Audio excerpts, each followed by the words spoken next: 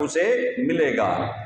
تو زمانہ جاہلیت میں بھی لوگ حج کرتے تھے، لیکن حج کے انداز ان کے ٹھیک نہیں تھے۔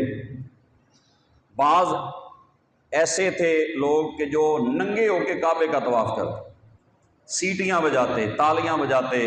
اللہ نے اس بات سے منع فرمایا کہ یہ حج کا طریقہ وہ نہیں جو ابراہیم نے دیا تھا۔ حج کا طریقہ یہ ہے کہ سیٹیاں نہیں بجانی، تالیاں نہیں بجانی، یہاں پہ اپنے رب کا ذکر کرنا۔ اور پھر وہ کیا کرتے، جو قریش کے سردار تھے وہ عرفات سے پہلے مزدلفہ میں بیٹھ جاتے اور اپنے اپنے بڑے وڈیروں کا ذکر کرتے۔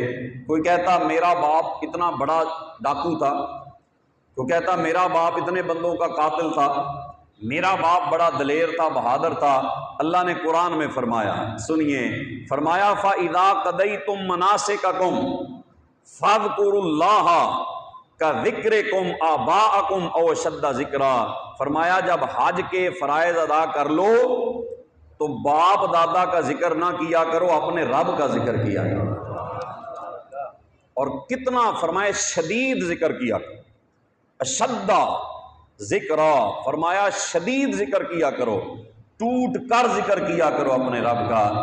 حج کے موقع پر جب عرفات میں جاؤ تو اللہ کا ذکر کرو، مزدلفہ میں جاؤ تو اللہ کا ذکر کرو، مینا میں جاؤ تو اپنے رب کا ذکر کرو۔